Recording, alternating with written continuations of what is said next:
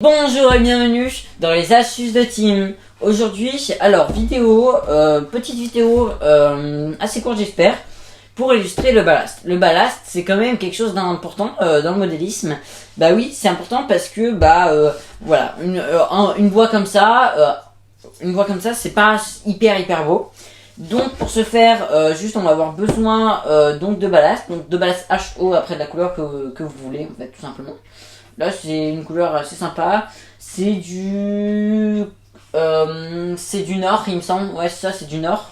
C'est du ballast Nord. J'ai pas la boîte là, mais en tout cas, voilà, j'ai tout ça.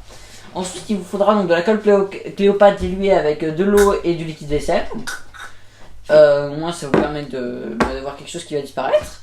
Et donc, pour la mise en place de la voie, c'est pas compliqué. Donc là, pour la planche là, c'est votre module, hein, ou votre table, ce que vous voulez. Par-dessus, vous mettez une bande, donc soit une bande de liège, une bande isophonique en caoutchouc, ou même ça, c'est de l'isolant. Vous pouvez mettre ça, il faut juste que ça fasse 1 mm ou plus. Hein. Après, ça dépend. Là, on va faire comme ça, hein, c'est très bien. Et puis après, pour coller votre bois, vous faites ça, ou alors vous mettez de la cyanoacrylate. Mais la cyanoacrylate, ça coûte un peu plus cher. Mais après, ça change rien. Donc là, moins, vous voyez, c'est collé comme ça, on peut faire ce qu'on veut. Voilà. Donc, et puis après, là c'est pas biseauté, mais pour plus de réalisme, bien sûr, il faut biseauter là les côtés. Voilà.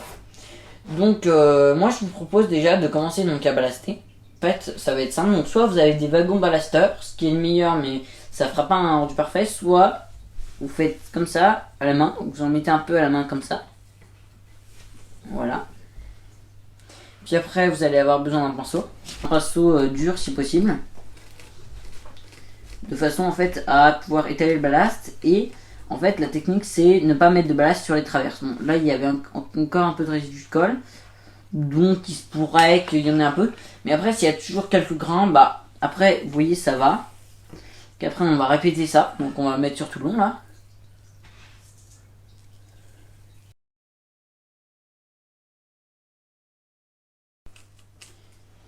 Donc ensuite il faut bien sûr bien étaler comme ça. Hop, donc on fait ça. En fait, le but c'est vraiment il doit pas y avoir de ballast sur les traverses, mais il doit y avoir suffisamment de ballast pour remplir l'espace entre les traverses en fait. Et en fait, après on répète ça pendant un certain temps, histoire de bien compléter. Et surtout en fait, je sais pas si je l'ai dit avant, le rail qui doit en fait conduire le courant pour pouvoir alimenter la loco, doit surtout pas, s'il y a un grain de ballast, en fait ça peut couper totalement le courant, et après la locomotive elle coince, et que je vous jure que c'est un peu quand la locomotive elle capte, c'est démoralisant. Donc quitte à continuer à en mettre là sur le côté. On voit ce que ça donne. Après c'est jamais égal hein. Donc on peut voir, enfin c'est jamais bien réparti partout. Bien sûr, donc après voilà, faire traverse par traverse. On n'a pas trop le choix. Hop, on va mettre là.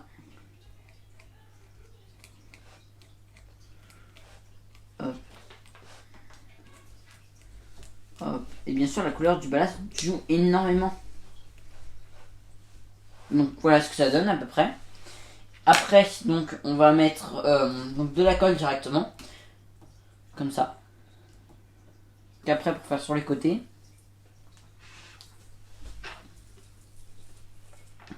Et une fois que vous avez appliqué, donc là on répète. Hop, donc on va enlever sur les traverses. On va appliquer le ballast comme ça.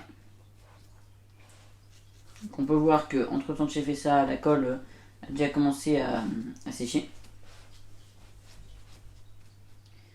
En fait, il faut que ça fasse entre guillemets un dégradé, bien sûr. Hein. Après, faut pas hésiter à en rejeter.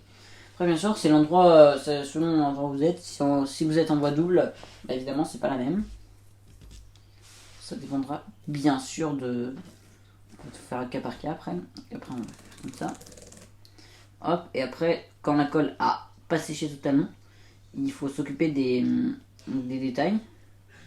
Et après, si jamais il en reste à côté, il va falloir prendre en fait des traverses, enfin pouvoir racler après le ballast qui s'est déposé sur les traverses à cause de la colle, parce que tu as toujours des grains de ballast qui sont plus légers et donc voilà. Donc là par exemple j'ai là, donc là on va pouvoir laisser comme ça, donc on va devoir attendre que ça sèche avant bien sûr. On va mettre sur les côtés. Ah, ma colle est déjà un peu mieux là. Ouais, quand c'est des bulles ça va pas. C'est des bulles là, je sais pas pourquoi. Peut-être un peu trop de liquide vaisselle. Voilà, donc concrètement, voilà ce qu'il faut faire pour bien ballaster. Si vous voulez voir le résultat, allez sur mon Instagram pour voir la photo de à quoi ça va ressembler à la fin. Ou sauf si quand je fais le montage j'ai la photo. Mais non, allez sur mon Instagram et je suis en public, hein, donc vous pouvez voir. Pour pouvoir voir à quoi ça ressemble au final. Quand la vidéo sortira, je mettrai la photo. Donc voilà pour cette vidéo qui a été assez courte, je crois qu'elle a fait même pas 5 minutes, je ne sais pas du tout. Donc voilà ce que ça donne quand la colle n'est pas sec. Donc bien sûr en tout temps, il va falloir, j'ai refoutu du ballast partout, mais appuyer avec quelque chose. Donc la photo sera sur Instagram. Si cette vidéo vous a plu et que vous voulez voir plus de vidéos sur le modélisme, parce que je sais qu'il y a des fans de modélisme sur ma chaîne, même beaucoup, vu le nombre de vues qu'il y a eu sur Maquettis. Donc si c'est ça, vraiment mettez des pouces bleus, des commentaires pour me dire les autres vidéos que vous voulez sur le modélisme. Et puis en ce cas là, si vous voulez vous abonner, regardez, un gros bouton bien là, il se déplace juste comme ça, voilà c'est tout. Et la cloche, mettez la cloche. Et c'est tout, voilà. Donc je vous remercie d'avoir regardé cette vidéo. Et au revoir, et j'espère que mes astuces vous ont aidé.